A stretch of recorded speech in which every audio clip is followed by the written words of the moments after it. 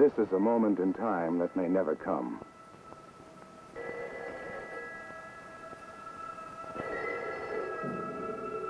The telephone won't be answered. Nobody's home. Not here, or here, or here. Not many hours ago, these streets were alive with people and sound. Now there is silence, a loud absence of sound that follows a total evacuation. This is the geographical center of the evacuated area. At the bottom of that hole in the ground is an enemy nuclear device, a bomb. It was intended for a target some miles distant, but a malfunction delivered it here. Perhaps it was a second malfunction that prevented detonation. But it is also possible that a time delay fuse is still working perfectly. Either way, this is now a potential ground zero. From now on, it becomes a guessing game. Will it go off, and if so, when? How long? A day? Hours? Minutes? Seconds? We don't know the answers, and neither do these men. They do know the destructive capabilities of nuclear weapons. And they do know that survival and safety exist only miles from where they're standing. But with these soldiers, the instinct for self-preservation is not an individual matter. Their efforts are directed toward preserving property and other lives. And in the process, they must invariably gamble with their own.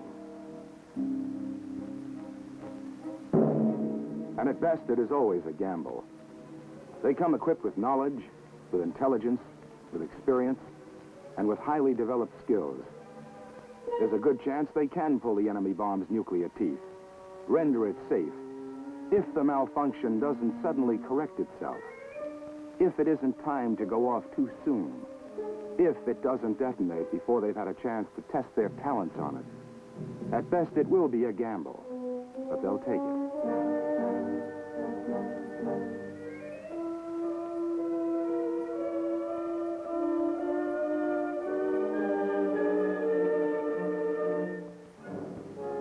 We've been looking ahead in time to a moment that hopefully may never arrive. It could happen in the future. It may happen in the future.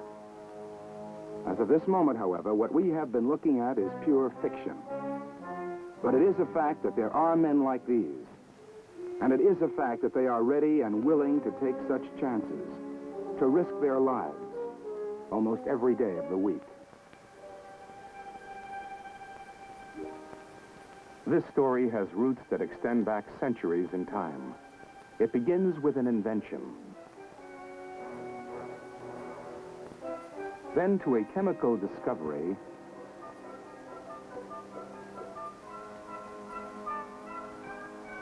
a little imagination is added.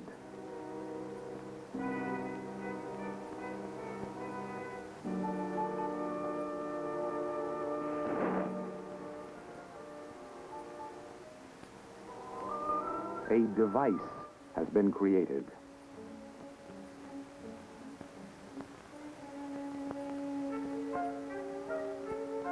A device which delivers the first man-made explosion.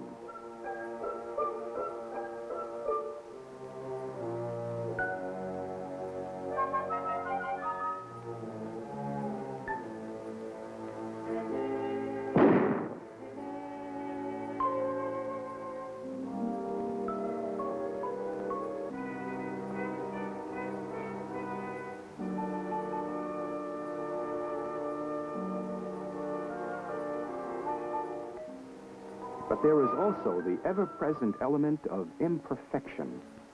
And imperfection breeds a new problem: uncertainty. It is a problem that grows with the passing centuries, expanding slowly at first, and then in the mid-1900s, demanding action by announcing itself with explosive fury.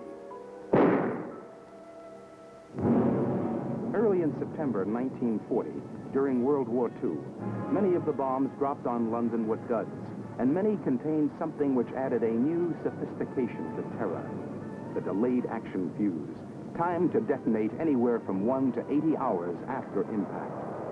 By late September, there were over 3,000 unexploded bombs buried in metropolitan London. And the threat of sudden death and destruction which was posed by these unexploded bombs provided the military with its first clear view of the extent of a problem of the aftermath of military action. A deadly heritage of explosive devices that for one reason or another failed to detonate. This threat must be neutralized. It is a job which must be done by men in uniform, who have to be nothing less than experts.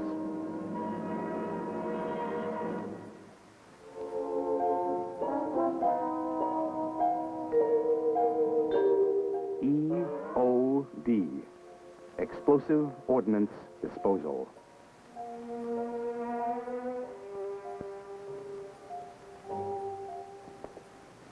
I volunteer for explosive ordnance disposal duties and training for such duties. I realize and fully understand that this duty is hazardous and involves the use and disposal of explosives, including materials that may be highly volatile or radioactive. Explosive ordnance disposal. E.O.D. The United States Army officer or enlisted man who signs this paper must be above average in intelligence. He must not be unduly allergic to high explosives.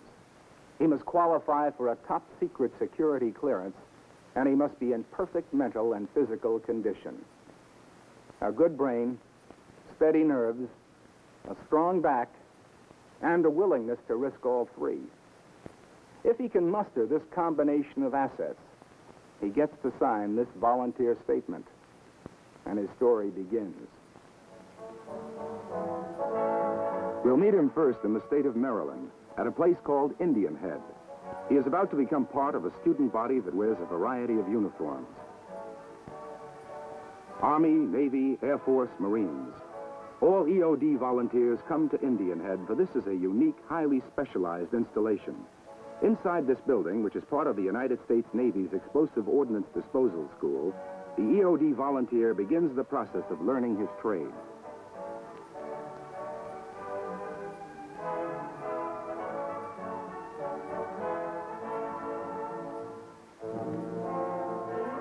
His subject for today and for each and every day of his future life in E.O.D. is explosive ordnance. An estimated total of well over 50,000 different destructive devices are now, potentially, his personal business. Devices big and small, simple and sophisticated, seemingly innocuous, but actually deadly. The range is vast, from a blasting cap to an artillery shell, a hand grenade to an aerial bomb, a mortar shell to a landmine, a rocket to a guided missile, a stick of dynamite to a nuclear weapon. And since he will be working not with these devices, but against them, he has no choice but to become an expert on his subject. In its early stages, the process of becoming an E.O.D. expert is simply a matter of teaching the student every category of explosive ordnance with which he may someday come in contact. He must know what they are made of, how they work, and above all, how he can stop them from working. He must absorb facts about 1,001 different explosive devices. And 1,001 different methods by which they are made to detonate. Fuses, mechanical, chemical, electrical. Instantaneous and delayed action. Fuses activated by impact, by magnetic fields, by sounds, by vibration, by heat, by light. And fuses activated by a disturbance as slight as the approaching footsteps of an E.O.D. man. Explosive ordnance, when the E.O.D. man gets to it, rarely carries a clear, easy-to-read label. This adds another mandatory prerequisite for E.O.D. work, an excellent memory. Captain, can you tell me about this item? This is a 155 millimeter howitzer with a VT fuse. How about you, Sergeant Boylan? Can you name this round? 90 millimeter heat round with a PIBD fuse. What about this one, Seaman Smith? A 75 millimeter HEP round with a base fuse. Lieutenant Lewis? A 122 millimeter Soviet mortar, HE with a PD fuse. Sergeant Clark? A 3-inch HVAP without fuse. Sergeant Cleary? 4.2 HE mortar with a PD fuse. His memory must be quick, it must be accurate, and it must be capable of storing an abundance of entries. This is Stumpneck, another part of the E.O.D. school. We're still in Maryland, but not in the immediate vicinity of any sign of civilization. It is here at Stumpneck that the student receives his first practical taste of actual explosive ordnance disposal. You might say that it is here that he really meets the bomb. For known or unknown reasons, it has failed to detonate, and that makes it his business. This exercise, part of a period of practical training, allows the student to try the most common method of disposal, which is to detonate the bomb, destroy it in place. This method involves the usual hazards of handling high explosives, but is not particularly delicate or tricky. Why then so cautious? Because it's a dud, and duds are unpredictable. A slight jar could activate its fuse. And even without external prompting, there is always the possibility that a malfunction could suddenly correct itself. Remote, unlikely, improbable, but still a possibility. The one dubious consolation is that should the unexpected detonation take place, he will never hear the explosion.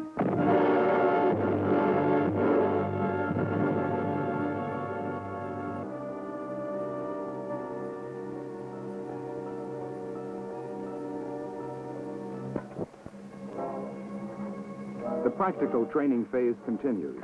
A prediction of future duties in the field. Occasions when success will be more difficult to come by. Occasions when the hard labor of excavation work is only a prelude, a relatively easy and uncomplicated first step. This exercise anticipates such an occasion. It assumes that there are critical installations in the vicinity, making deliberate detonation impossible, leaving the E.O.D. officer in charge with just one alternative.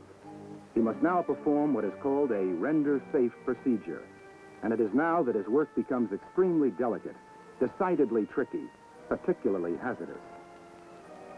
In any render-safe operation, much depends upon environment, the conditions under which the device is found. What render-safe procedure will he follow? A recommended one or possibly a new one devised on the spot, necessitated by some new unforeseen circumstance? He makes the final evaluation, the final choice. The decision, the responsibility, the authority, and the one life that will inevitably be lost if failure results are all his.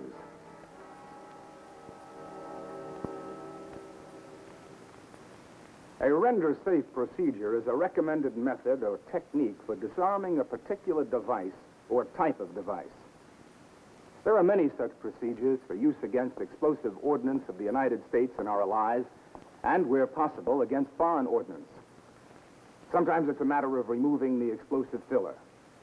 Sometimes it's a matter of deactivating the item by removing the fuse, by stopping it, by disabling it, by countless methods. We won't be seeing any render-safe procedures. They're all classified, and with good reason. If the procedure applies to one of our weapons, it is information we do not wish to provide for a potential enemy. If it applies to weapons used against us, it is usable only so long as the enemy doesn't know about it. If he learns just how we are rendering his weapon safe, then he can easily make one or two simple changes. And a render-safe procedure becomes certain death for the next E.O.D. man who tries to utilize it. There are many render-safe procedures, all theoretically sound and utilizing many ingenious tools and devices. But no procedure is mandatory. They can only be recommended as the best method known. A study of the render-safe requirements is made by an E.O.D. research and development team under the direction of the United States Army Munitions Command.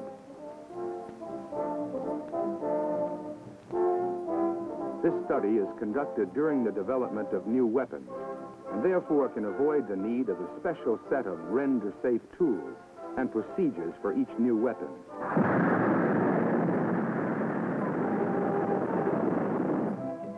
During development, great emphasis is placed on standardizing render-safe tools and the recommended procedures. This building houses the Schools Division 6, which offers an intensive 6-week training session. Here, the E.O.D. man is prepared for what might well be his ultimate assignment, for the subject is NWD, Nuclear Weapons Disposal. Now he has completed 19 weeks of highly technical training, including NWD, and he is no longer a student. He is a soldier who has demonstrated that he is mentally, physically, and psychologically equipped to handle a job the Army classifies as hazardous. He is now ready for a field assignment, ready for E.O.D. field duty. The E.O.D. field detachment consists of 9 enlisted men and 1 officer. There are a number of such detachments in the continental United States and overseas. Every man in the detachment has been through the Navy School in Maryland, and each is a fully qualified E.O.D. technician. Each detachment is, in every positive sense of the word, a team.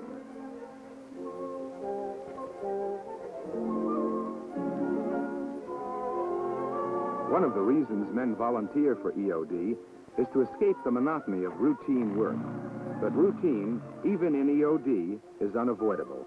There are reports to be made, and there is equipment to be maintained. The tools of the E.O.D. trade are many and varied. A detachment's equipment storage room packs everything from a screwdriver to radiation detection instruments, and all must be kept in perfect working order. Standardization of render-safe tools keeps to a minimum the amount of special equipment that must be on hand and avoids the confusion of having a specialized tool for each weapon. Also routine, but of great importance to our national defense, are training sessions offered to civil defense and local police personnel.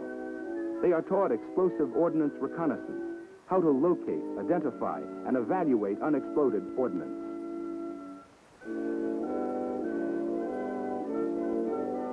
Over 100,000 people have been trained by Army E.O.D. personnel, and the number is increasing daily. If the need ever arises, they will constitute a civilian army that may well save thousands of lives.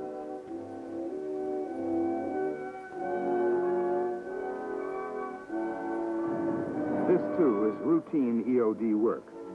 The disposal of highly volatile rocket fuel. Hazardous, certainly, but nonetheless, it qualifies as routine. A day-to-day job, a regular, repeated procedure.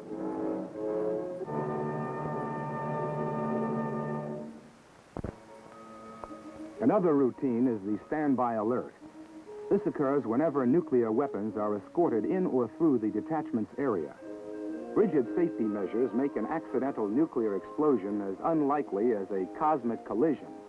But should a rail accident or any other transportation disaster involving nuclear weapons occur, the E.O.D. team would still be left with the problem of rendering the weapon's conventional high explosive charges safe and of safeguarding the nuclear materials.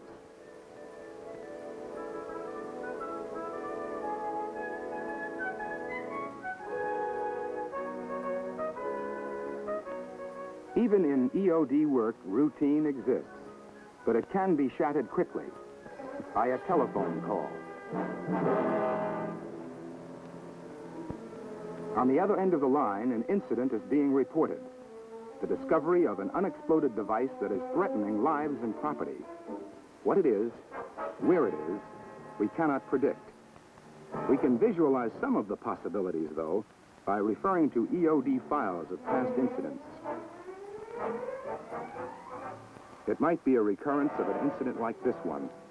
A group of children playing with an object which is being used as a toy bomb.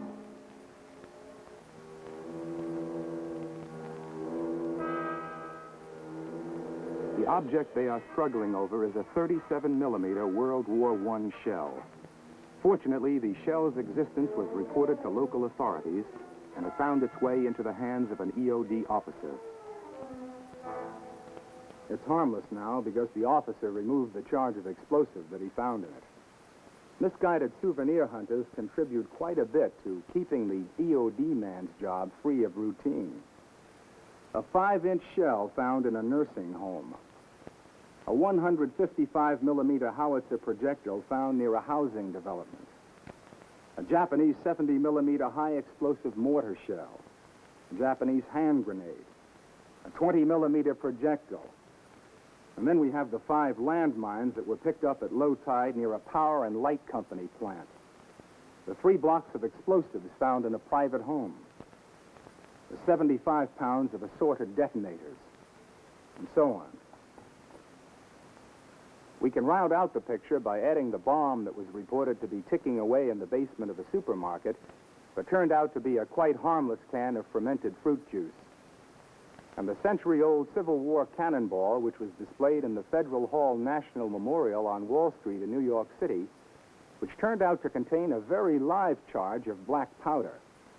And this is it, minus the black powder, which was removed by E.O.D. men.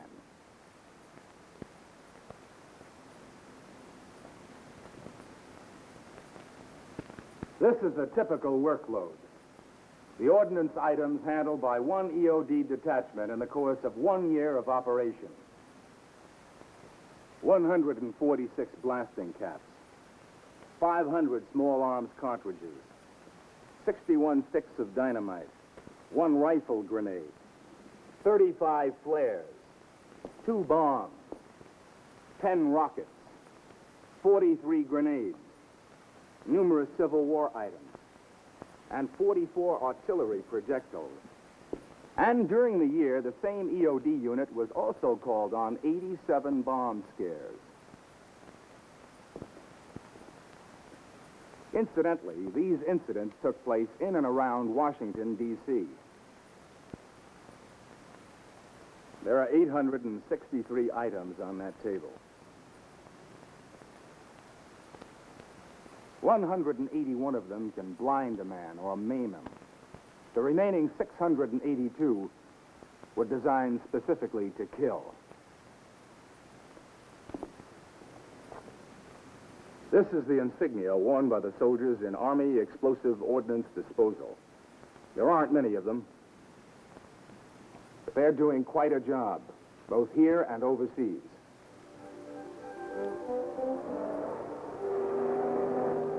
There are E.O.D. detachments operating in many parts of the world, wherever our troops are stationed.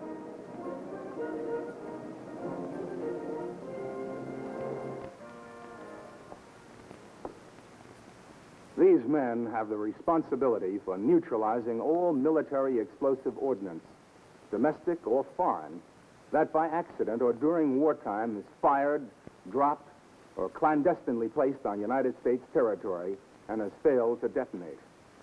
The only exceptions to this are underwater incidents, which are handled by the Navy, and incidents occurring on Marine or Air Force installations, which are handled by E.O.D. personnel of the service involved. But even that rather formal statement doesn't cover the whole picture. They are also called on by local law enforcement agencies for assistance. They are also ready to face the grim possibility of enemy-delivered ordnance containing warheads loaded with chemical or bacteriological death.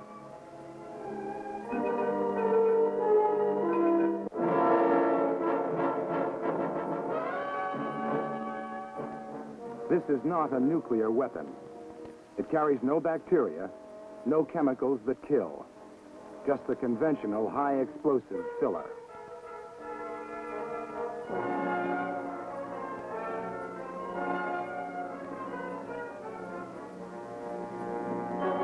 But of course, to him, it really makes no difference.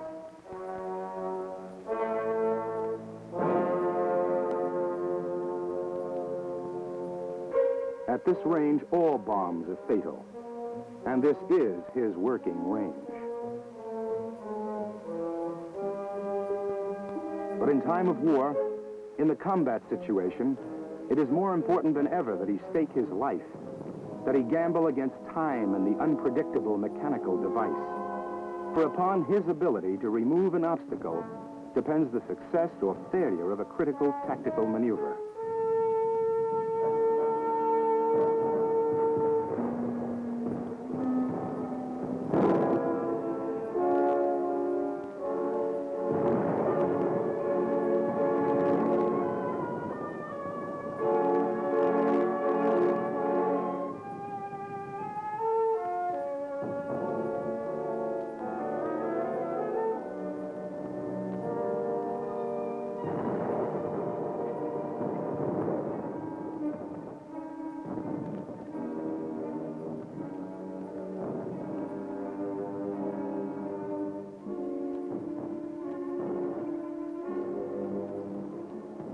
Now we ask the question, why?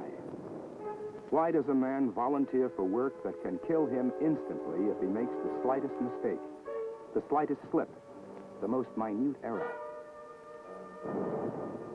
The excitement, a lack of monotony, the desire to save lives, the satisfaction of working with a proud, small group of men, all these reasons, and one more.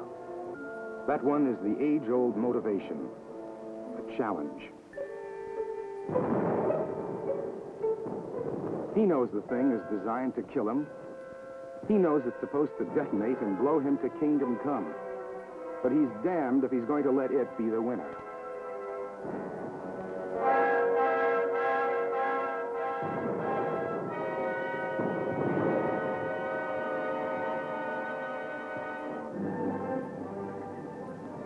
And it is testimonial to the training, the intelligence, the skills and courage of these men that in the vast majority of incidents recorded in Army explosive ordnance disposal records, the bomb has been the loser.